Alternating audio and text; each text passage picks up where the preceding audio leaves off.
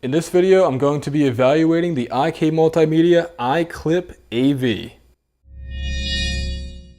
So if you ever do any cell phone shooting, obviously you can't plug a professional quality microphone directly into it, and also, kind of holding your phone like this, it's easy to drop. Well, so this device solves both of those problems, plus it has a tripod mount screw on the bottom.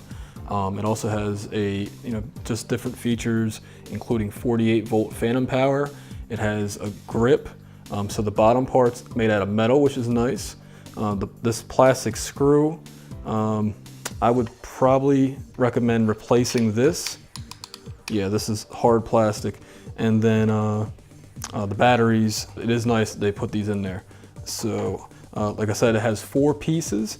It's easy to assemble, so I'm actually going to show you right here how to do that. So what you do, first of all, you make this screw down here, go to the bottom, and then you actually just twist this on here like so, and center it up. And then it's easier to do when I'm not showing you, but just twist this. I'm actually going to do this right like this. So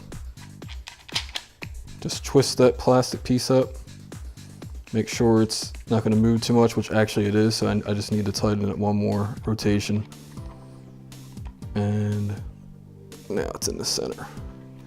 So now that part's put together. Now I have this, if I have a wireless pack, I can put this on the front right here. So I'll do that just even though I don't have one right now. So that just slides in like this. Again, this is easier to do when you're not trying to demonstrate it for a video, which, come on. Just make sure everything's lined up. There we go. So now that that's going a little bit, I can just slide it down. So then your wireless pack just goes on there like that. And then our last step is to put the cell phone on after this cable goes in. Okay, so the batteries are in the iRig AV, and now I'm going to attach a Galaxy phone. So it's really simple actually. You just, like I said, it's harder to do it when I'm showing you, but you basically just slide the phone in and it sits in there like that. But let me center it up. So it's easier to do it when I'm not trying to demonstrate. So again, if you can see, centering the phone up, making sure the lens is actually, I'm gonna make sure the audio input is on this side, which is right here. And just like that, right there. And now I'm gonna hit the on switch for the preamp, make sure my gain's down actually. And I have not attached the microphone yet, obviously. The microphone goes in right here. And so just hit the on switch, because I'm gonna be using a dynamic mic. If you're using a condenser, obviously you wanna put it up to the plus 48V. And yeah, so after I do that, I'm gonna load up an audio app so I can get my meters. If you have a video app that has audio meters, even better. Unfortunately, most don't. It's really annoying, but it is what it is. So I'm gonna download that app and get back to you guys. Okay, so now I'm recording with the Samsung Galaxy S8 with the iRig AV, which is over there off camera. Just gotta trust me that that's what I'm recording with. I will bring it in camera again, but I just wanted to hear what it sounds like when I don't have any obstructions in front of me. I know it's very echoey in this room. I can't do anything about the reverberation. I'm gonna try to look into that one. Actually, that's the one I gotta look at. So yeah, now of course there's probably gonna be smartphone artifacts. I don't know, if it's a lossy codec it's recording with. I'm not familiar with the Samsung app, the camera app for that particular phone. But when I recorded it with Multimedia's iRig app, which does record uncompressed WAV files, it did sound pretty decent. Although a little bit noisy, it is better than when I was recording with another microphone, the Shure SM7B, which did have a lot of noise, but that thing is, known for needing an extreme amount of gain. So with this lavalier microphone, this condenser microphone running off of phantom power, it does sound a lot cleaner. My only problem with it is the headphone output.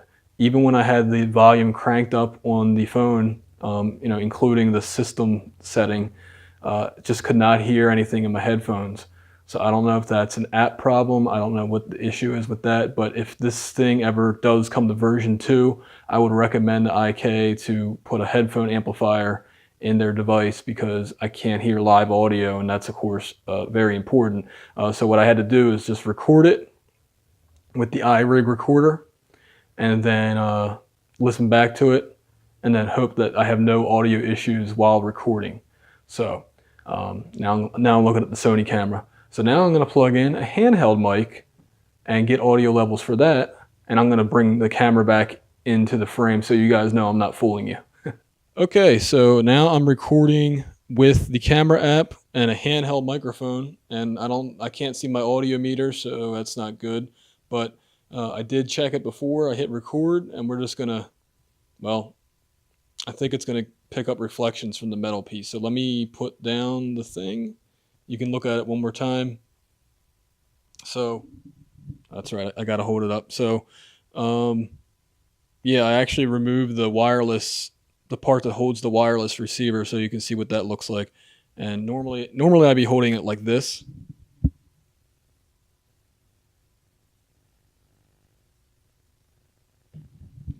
But because I had to hold a microphone, I had to hold it like that. So anyway, yeah, to me, it's very nice because it provides you a stable, mount. So it takes care of that. It takes care of the tripod, so it goes on your standard little screw, not one of the bigger ones, but a small one. So most of your consumer and prosumer level tripods, and even on a professional level, if you get a plate for that. So it takes care of that problem. It takes care of the only thing. There's two problems that I've seen with this device, and that is the noise. It can be noisy if your microphone does not put out a hot enough signal. So I would recommend something like a Heil PR35, or this microphone is an Electro Voice ND767A. Both of these have loud outputs. Also, the lav I had earlier, the Sanken COS11 SBP, or the equivalent modern one, I think is the X. So definitely have a hot microphone, but the one problem that you cannot fix on your end that IK does, and I'm hoping with version 2 they put in a headphone amplifier, because some of these devices just, I mean, this is a Samsung Galaxy S8 flagship smartphone, and the amplifier just is not enough. And I even plugged in, I plugged the headphone into the phone itself and cranked the volumes up. And I say volumes because there's different sliders for everything. So I just cranked everything up, and it's just not loud enough. So, when you're recording at around -18 decibels full scale, which is professional level, it's just not as loud as like your music that is at, close to 0 decibels. So my concern with that is not being able to hear the audio unless I crank the gain really high. And at that point, it's going to clip. It's going to digitally clip. So a headphone amplifier is definitely a must. If you can buy an accessory, I do believe they sell little 9-volt headphone amps that you can plug in. It's going to add another thing onto this device, unfortunately. But if you're having problems monitoring audio live, that's really the solution until IK puts out a version 2, if they do. I hope they do. I hope they. There was one other issue somebody brought up. I can't think about it. Replace the twisty. Let me bring it up.